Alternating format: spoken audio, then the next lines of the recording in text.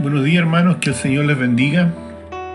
Nuevamente nos hemos reunido para esta escuela dominical y vamos a ir a la segunda parte de Apocalipsis capítulo 2, de los versículos 3 al 4, que corresponden a la primera carta, que es a la iglesia de Éfeso. Ya habíamos visto una primera lección que iba hasta los versículo 3, y ahora toca del 4 al 7. Pero antes vamos a tener un momento de oración. Padre Santo, damos gracias, Señor, por todo su amor, por todo su cuidado. Damos gracias por poder escudriñar su palabra. Ayúdenos, Señor, a ir entendiéndola cada vez más. Y pedimos, Padre Santo, que, como siempre, Señor, usted tenga el control sobre toda nuestra vida y sobre las cosas que están pasando alrededor. Pedimos, Señor, su misericordia. En nombre de Cristo lo pedimos. Amén. Nos toca aquí la reprensión que el Señor hace a la iglesia de Éfeso. Esto aparece en Apocalipsis 2, versículo 4.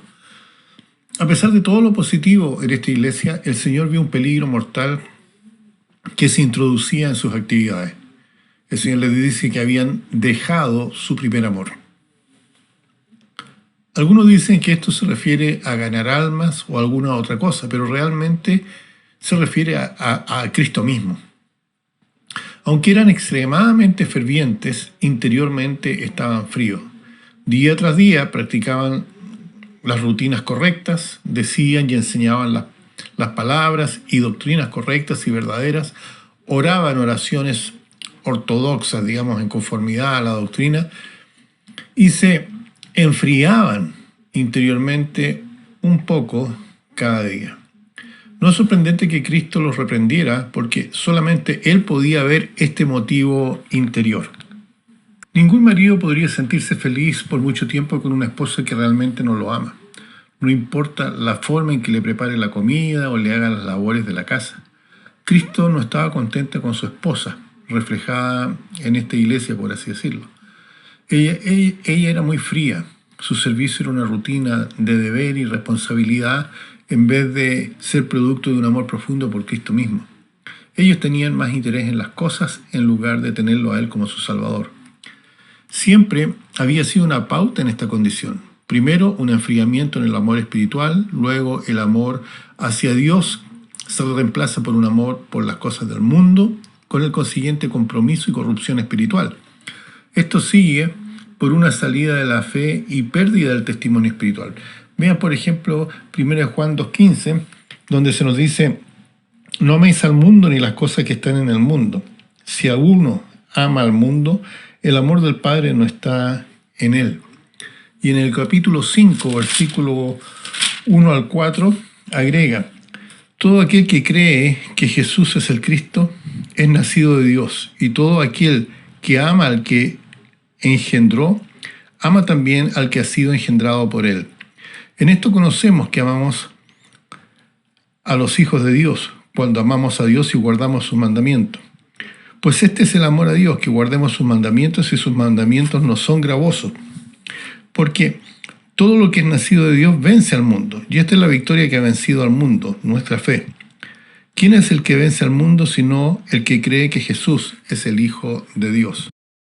Este patrón se desarrolla en la iglesia y también en los individuos, y parece ser la debilidad especialmente de los que están bíblicamente bien enseñados.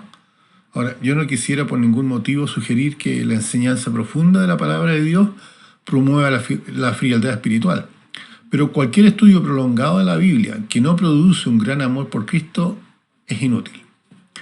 Luego de la reprensión tenemos la exhortación que aparece en Apocalipsis 2:5, donde el Señor le dice: recuerda, por tanto, de dónde has caído, y arrepiéntete, y haz las primeras obras, pues si no, vendré pronto a ti, y quitaré tu candelero de su lugar, si no te hubieres arrepentido. Estos efesios reciben la exhortación por parte de Cristo respecto a recordar y arrepentirse. Estas son dos palabras significativas porque muchos cristianos tienen muy mala memoria. Tienen tan mala memoria, o tenemos tan mala memoria, que cada vez que nos metemos en un problema, olvidamos la manera en que Cristo nos sacó del problema anterior. En el caso de los efesios, ellos también olvidaban que Él da la provisión para cubrir sus necesidades, algo que también tenemos que recordar nosotros. Y que como lo ha hecho tantas veces en el pasado, Él siempre va a ser fiel en la crisis que tendremos o que estemos enfrentando, o la crisis que ellos, los efesios, enfrentaban. Jesús le dice a la iglesia de Éfeso que recuerden que el amor es la única motivación aceptable para la vida cristiana. Cualquier otra motivación no corresponde. Hay un versículo que quisiera que viéramos en 1 Corintios capítulo 3, del 1 al 15, donde se lee lo siguiente. De manera que yo, hermanos, no pude hablaros como a espirituales, sino como a carnales, como a niños en Cristo. Y os di a beber leche y no vianda, porque aún no erais capaces, ni sois capaces todavía, porque aún sois carnales. Pues habiendo entre vosotros celos, contiendas y disensiones, ¿no sois carnales y andáis como hombres? Porque diciendo el uno, yo ciertamente soy de Pablo, y el otro, yo soy de Apolos, ¿no soy carnales? ¿Qué pues es Pablo? ¿Y qué es Apolo? Servidores por medio de los cuales habéis creído. Y si eso, según lo que cada uno a cada uno le concedió el Señor.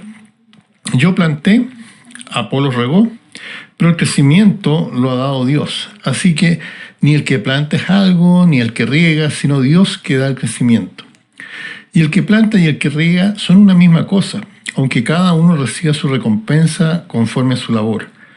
Porque nosotros somos colaboradores de Dios y vosotros sois labranza de Dios, edificio de Dios, conforme a la gracia de Dios que me ha sido dada. Yo como arquitecto, como perito arquitecto, puse el fundamento y otro edifica encima, pero cada uno mire cómo sobreedifica.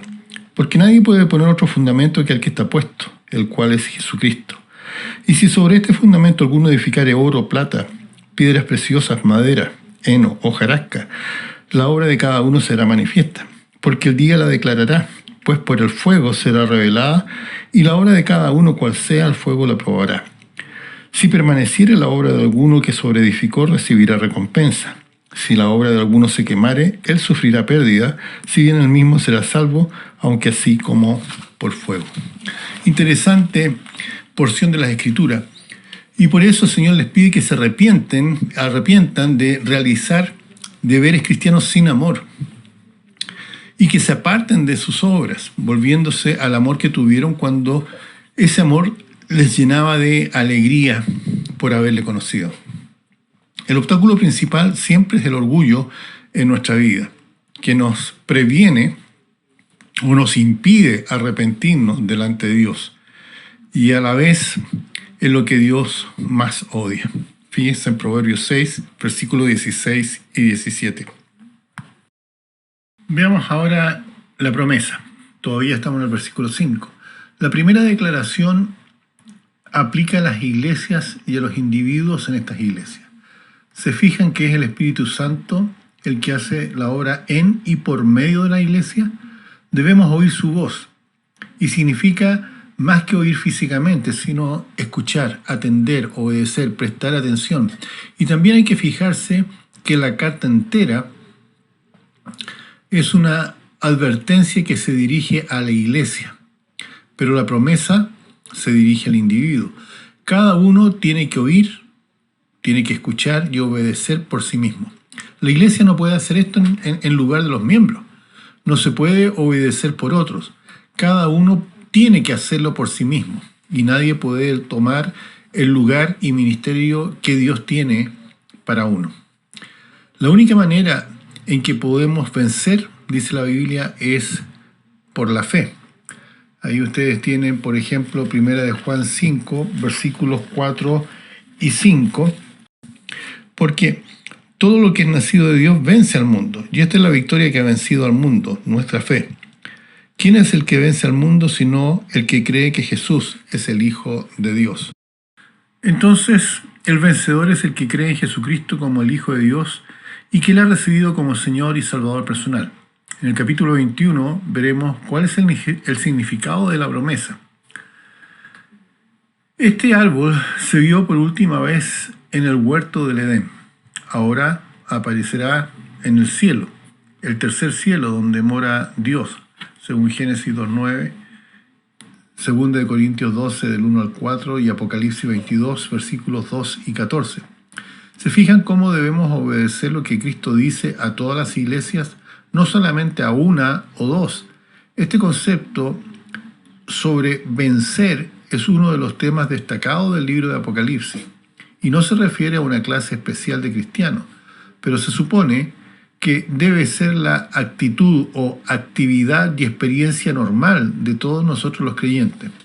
A este tipo de personas, a estos creyentes, Dios les hace esta promesa. Quisiera volver a recordarles Apocalipsis 2, versículo 4 al 7, donde aparece la promesa que acabo de mencionar. Dice, pero tengo contra ti, versículo 4, que has dejado tu primer amor. Recuerda, por tanto, de dónde has caído, y arrepiéntete. Y haz las primeras obras, pues si no, vendré pronto a ti y quitaré tu candelero de su lugar, si no te hubieres arrepentido. Pero tienes esto, que aborrece las obras de los nicolaítas, las cuales yo también aborrezco. El que tiene oído, oiga lo que el Espíritu dice a las iglesias. Al que venciere, le daré a comer del árbol de la vida, el cual está en medio del paraíso de Dios. Ahora, en el capítulo 21 decíamos que hay una explicación acerca de todo esto, pero aquí vamos a ver algunas lecciones que podemos sacar de estos versículos. Primero, aún las mejores iglesias pueden caer, así como los cristianos fieles pueden caer. Necesitamos escudriñar nuestras vidas diariamente para averiguar nuestra condición espiritual frente a los ojos de Cristo y arrepentirnos, cambiar, ¿ya? Segundo, el Señor no respeta iglesias ni acepta personas que no obran según su voluntad. Claro, el Señor no se acomoda a lo que quiere la gente, las personas tienen que acomodarse a lo que quiere el Señor. Tercero, la persistencia de una iglesia en una senda descendente va a resultar en la pérdida de su vida y testimonio. Cuarto, un fin glorioso espera a la iglesia y a la persona vencedora. Veremos ahora la aplicación profética de estos versículos. La iglesia de Éfeso es un cuadro profético de la iglesia apostólica. Como en la iglesia de Éfeso, la característica histórica dominante de esa era de la iglesia fue la doctrina correcta, la conducta correcta y el trabajo celoso por el Señor, pero con una actitud de corazón poco profunda. Cuando comenzó a desvanecerse el amor de Cristo, ellos sirvieron más y más en el sentido del deber y no de corazón. En su propia estimación, la aceptación de parte del Señor dependía de lo que ellos quisieran hacer por Él. Esto abría la puerta al legalismo, uno de los problemas cruciales para una fe vital. Son los motivos puros los que realmente al Señor le interesan. Cuando recordamos la forma en que Cristo nos ha amado, nuestra respuesta natural es amarle en retribución. Fíjense nuevamente en 1 de Juan, capítulo 4, versículos 9 y 10. En esto se mostró el amor de Dios para con nosotros, en que Dios envió a su Hijo unigénito al mundo para que vivamos por Él. En esto consiste el amor, no en que nosotros hayamos amado a Dios, sino en que Él nos amó a nosotros y envió a su Hijo en propiciación por nuestros pecados. Es decir, pensando en todo lo que Dios hizo por nosotros, eso debiera motivar un amor puro hacia Él. Finalmente, recordemos que Éfeso significa relajado, aflojado, suelto, y representa el carácter reincidente y la condición fría de la mayoría de las iglesias de la era apostólica en la historia de la iglesia. Este periodo dura desde el año 30 después de Cristo hasta el año 100 después de Cristo. Hasta aquí vamos a dejar la lección de hoy día. La próxima vez vamos a ver la segunda carta.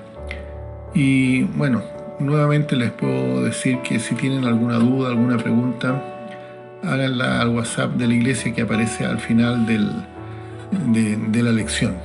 Vamos a terminar con un momento de oración. Padre Santo, damos gracias, Señor, por permitirnos escudriñar su palabra. Damos gracias, Señor, porque usted nos va aclarando muchos conceptos.